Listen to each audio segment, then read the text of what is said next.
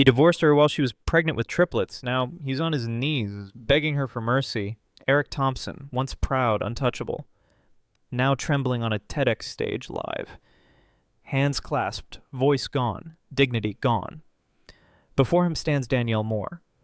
Not the girl he left, but the woman the world now watches. Beside her, Elijah, Amaya, Malik, no longer children. They carry themselves like legacy. No applause, no gasps, just silence, sharp, electric, heavy with memory. Danielle doesn't speak. She only stares, not with hate, worse, with peace. A screen behind flashes. From homeless mother to AI pioneer. Eric blinks back tears. Danielle doesn't blink at all. This is not revenge, it's reckoning. But it didn't begin here. It began with a storm, a slammed door, and 3 heartbeats she swore she'd never let down. It started with a suitcase. Unzipped, half-packed, on the floor. Danielle stood by the hallway wall, pregnant, barefoot, one hand on her belly, the other gripping the doorframe. Eric wouldn't meet her eyes. "You'll figure it out," he said. "I didn't sign up for 3. Her breath caught, not from the words, but from the pain, the first contraction. She winced. He didn't flinch. The door clicked shut behind him. The night outside was cold, not loud, not violent, just final. Danielle stepped outside in silence. Rain hit her shoulders like needles. She pulled her coat tighter. She looked down. 3 tiny kicks answered back. A flickering street lamp above her. A bus stop bench down the block. No home, no plan. Just her and them. Not a single scream. Not a single plea. Only one promise. "You don't get to leave and define me." The car didn't lock from the inside.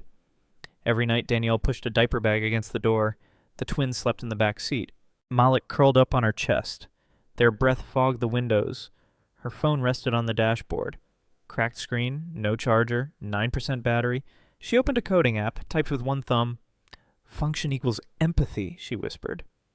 A joke, a dream, a line of code she didn't know would change everything. Headlights passed. She ducked. The baby stirred. Rain tapped on the roof. It sounded like time running out. She kept coding. One error, then another.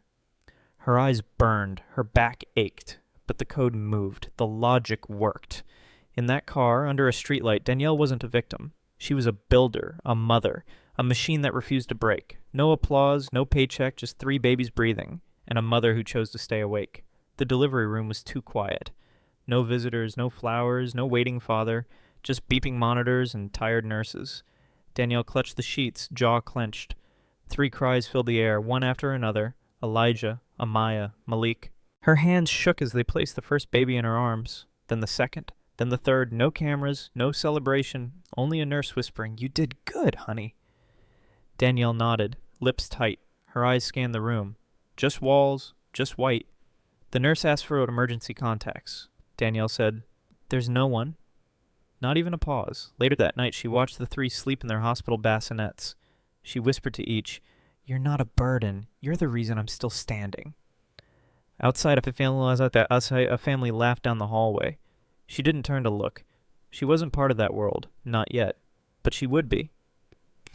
Malik didn't speak. Not like his siblings, not like the world expected him to. He screamed when lights flickered. Clawed at walls when someone touched him. Laughed during funerals. Cried during cartoons.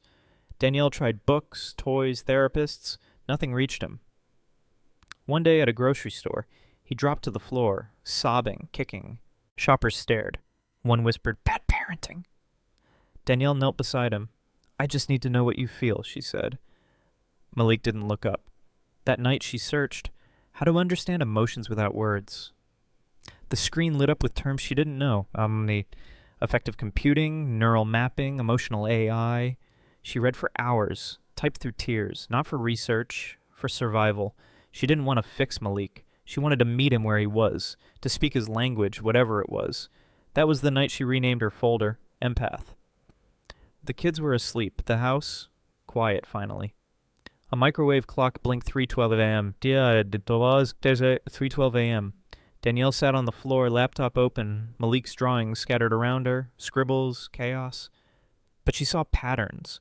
She watched lectures on neural networks, paused every minute, replayed twice, took notes on grocery receipts, coded between feeding schedules. She built a simple interface. 4 faces, happy, sad, angry, calm. Malik stared at them for a long time, then tapped one. Angry. She froze. First time he'd named a feeling. Her eyes filled, but her hands didn't stop. Danielle renamed the script. Then she whispered, "It's not perfect, baby, but it's a start." The screen glowed in the dark room. So did her face. This wasn't a project, it was a bridge, built from code, sleepless nights, and a mother's need to understand. She pitched from a borrowed laptop, 1 bar of Wi-Fi in a public library. Slides lagged. Her voice cracked. But her vision was clear. Empath wasn't about profit. It was about connection. It was about Malik.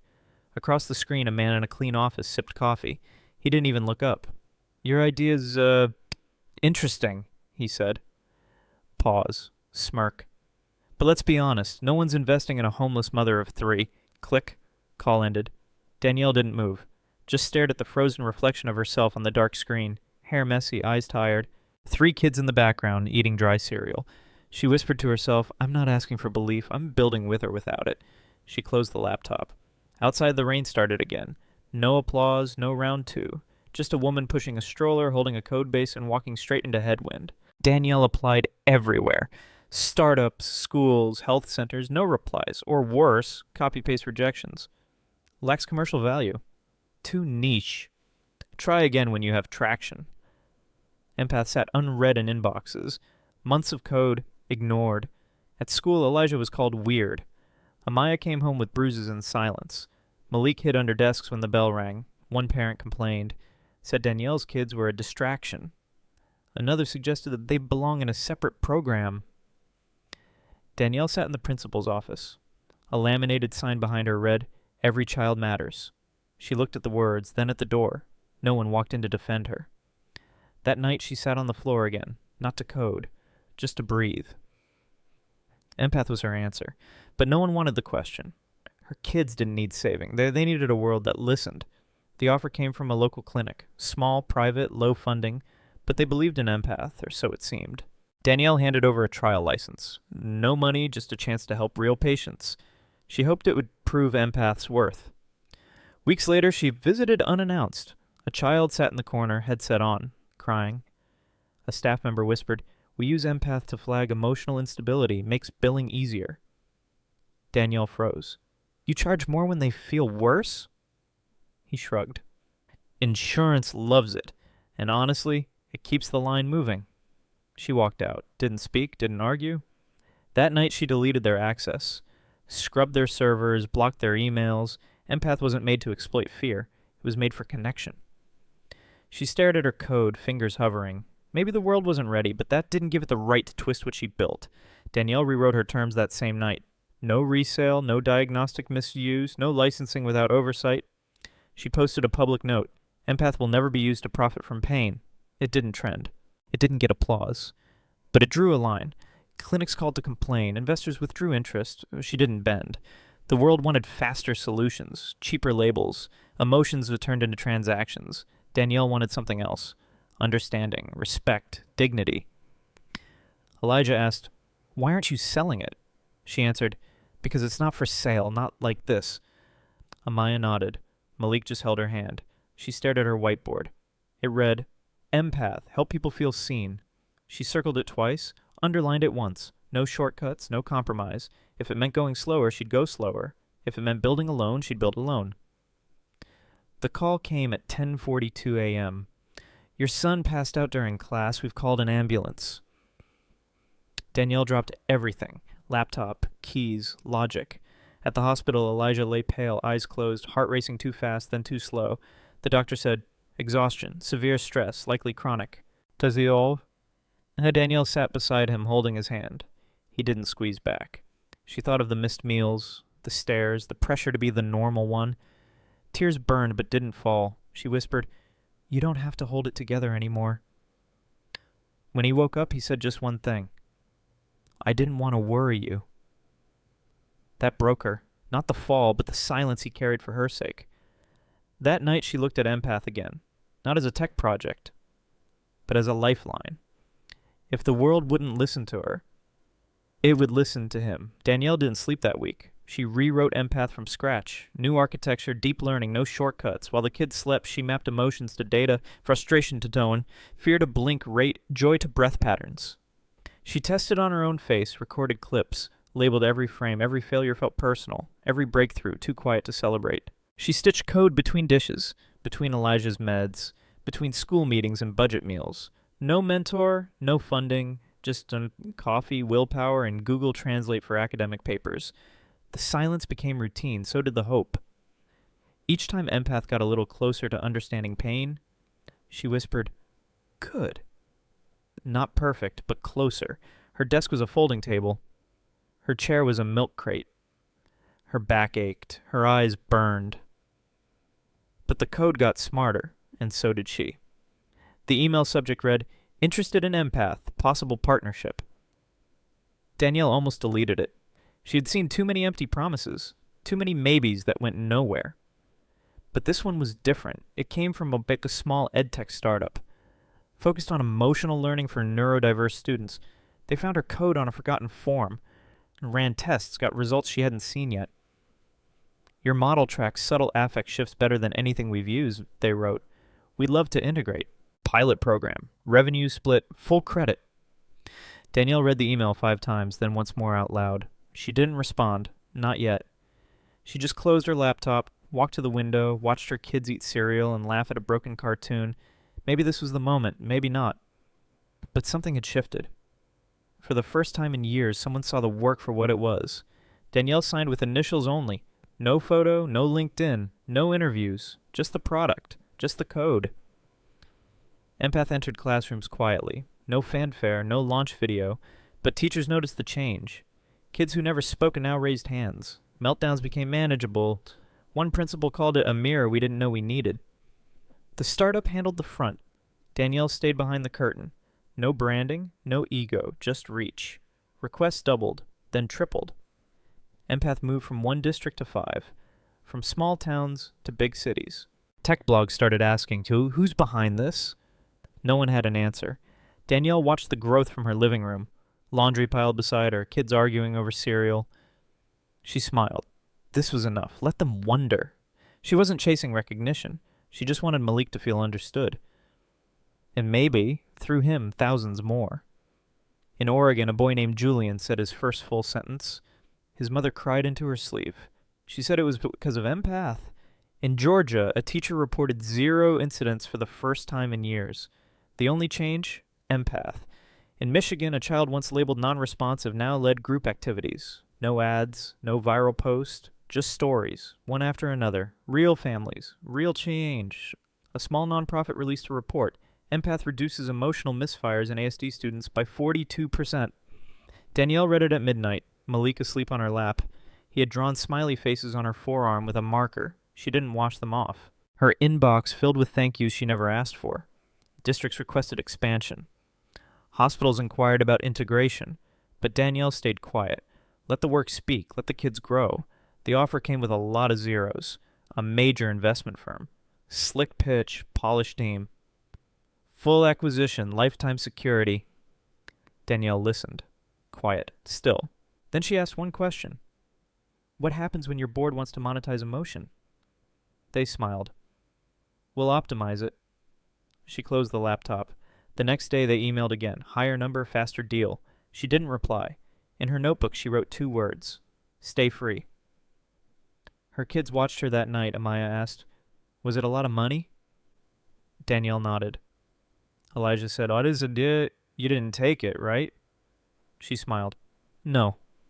Empath wasn't built to serve shareholders. It was built to serve voices that couldn't speak. Control mattered. Direction mattered. Danielle would scale slower, earn less.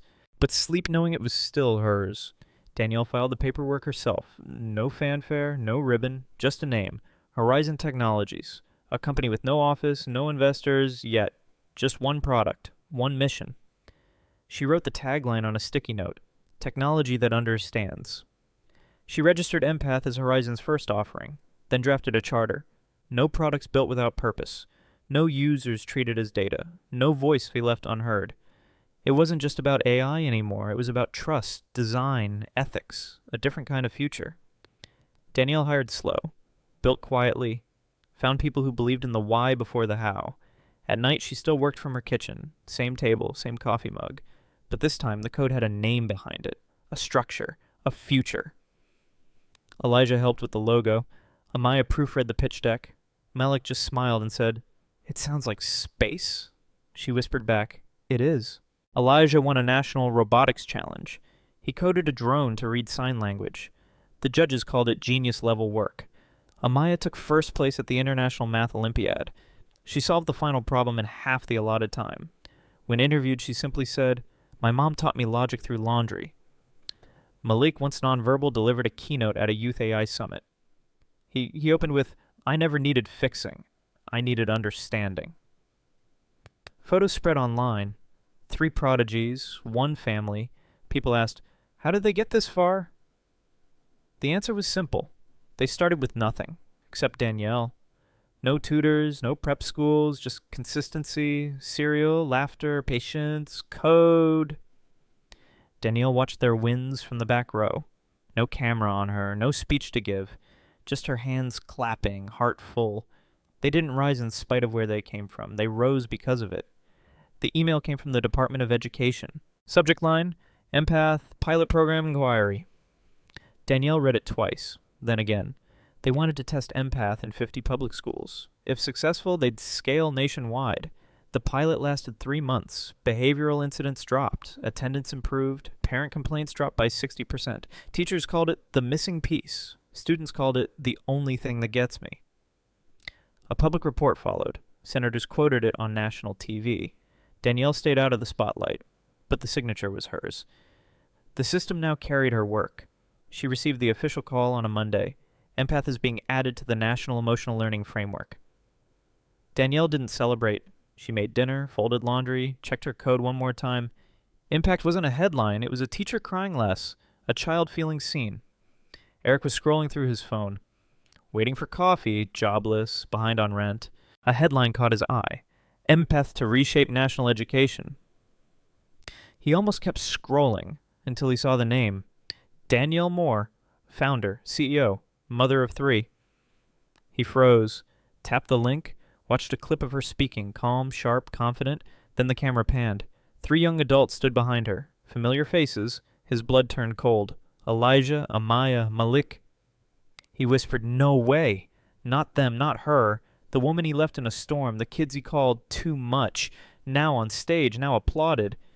He turned the phone face down, but the silence around him grew louder. For the first time in years, Eric looked back, not to remember her, but to face himself. Danielle zipped her blazer slowly. TEDx was in 2 hours. Slides were ready. Script memorized. But her hands still trembled, not from fear, from everything behind this moment. Across town, Eric clicked Buy Ticket. Section C, row 4. He didn't tell anyone, not even himself. Danielle packed a photo of her kids, just in case. A quiet ritual, her version of armor. Eric shaved for the first time in weeks, borrowed a jacket, practiced what he might say, then forgot all of it. At the venue, Danielle stood backstage, breathing slow, fingers curled into fists, then released. Eric walked through the lobby. Alone, he scanned the schedule, saw her name in bold. 2 stories, 1 stage. They hadn't spoken in 15 years, but in a few minutes they'd share the same air, the same silence. The lights dimmed. A voice announced, "Please welcome Danielle Moore, founder of Horizon Technologies." She walked out steady, centered, not alone. Elijah, Amaya, and Malik flanked her, tall, composed, brilliant. The audience rose in a quiet wave, but one man didn't move. Eric sat frozen, hands gripping the seat. Then Danielle met his eyes. No anger, no smile, just clarity. He stood slowly, then dropped to his knees. The room didn't gasp. It didn't need to. The silence said everything. Danielle didn't pause, didn't flinch. She walked past him. Elijah looked down. Amaya looked away. Malik stared straight ahead. Eric whispered, "I'm sorry." No reply came at all. The screen behind her lit up. Empath, built for those who were never heard. Danielle adjusted the mic, then stood still, not to speak, but to let the moment speak for her. After the talk, Eric waited by the exit, shoulders hunched, hands shaking. He didn't know what to say, only that he had to try. Danielle walked past without stopping, her stride calm, measured. Malik followed, then Amaya. Elijah paused. Eric stepped forward. "Son, I was wrong." His voice cracked. "I left and I regret it every day. I just want a chance. Elijah looked him in the eye. No hate, no heat, just truth. We already have a parent, he said. Clear, even. Eric blinked. I'm still your father. Elijah shook his head. No, you were a choice. She was a constant. He walked away. No drama, no raised voice, just absence.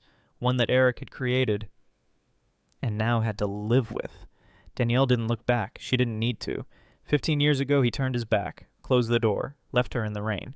Now Danielle was the one walking away. Not bitter, not broken, whole. Eric stood frozen behind her, eyes wet, hands still empty. She paused just before the hallway turned, tilted her head slightly, not enough to see him, just enough to let him know she knew he was there. Then she smiled, soft, sure, and final. It wasn't cruel. It wasn't triumphant. It was peace. The kind earned, not given. Elijah held the door open. Malik reached for her hand. Amaya walked beside her, chin lifted. Danielle stepped into the light. Same posture, same silence. But this time she was the one choosing to leave. Not out of pain, but power.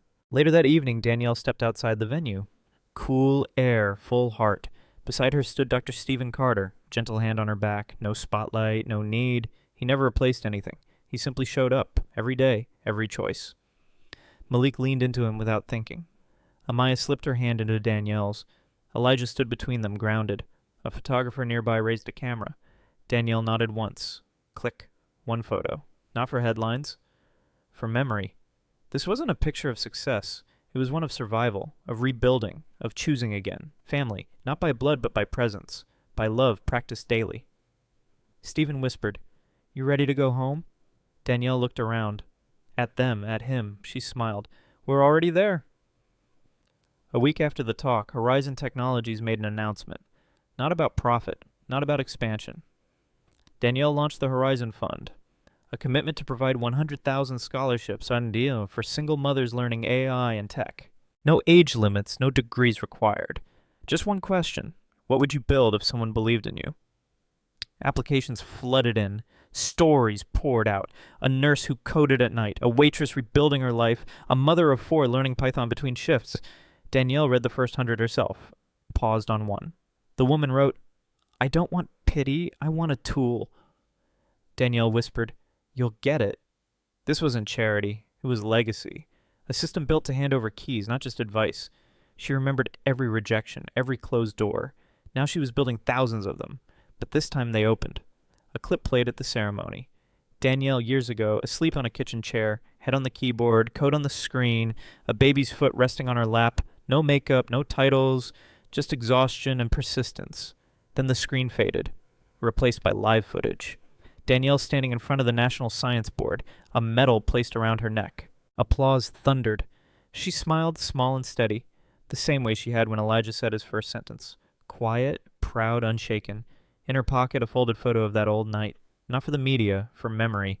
She didn't cry, she didn't need to. That kitchen chair became a symbol, not of where she started, but what she built, moment by moment. A student stood up after a workshop. Middle school, nervous, hands shaking.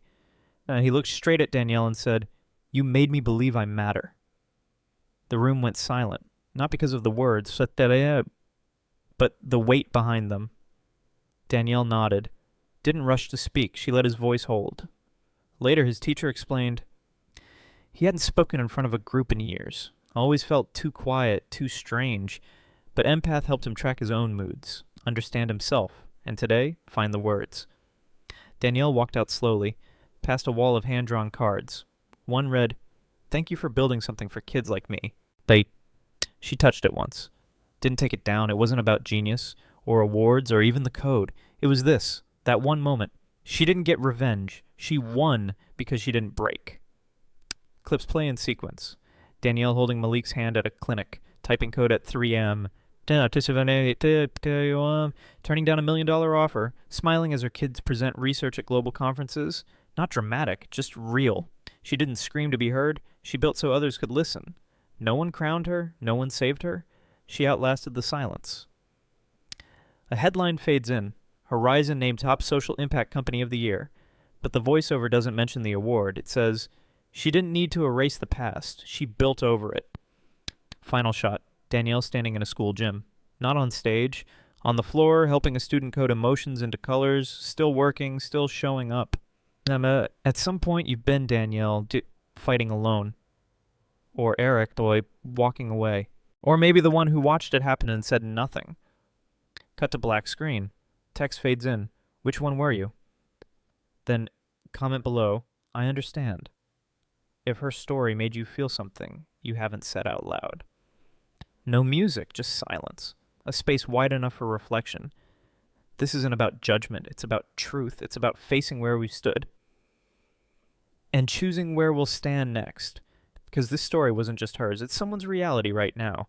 And someone else's choice waiting to be made. Danielle built something for the unheard. You've heard it now.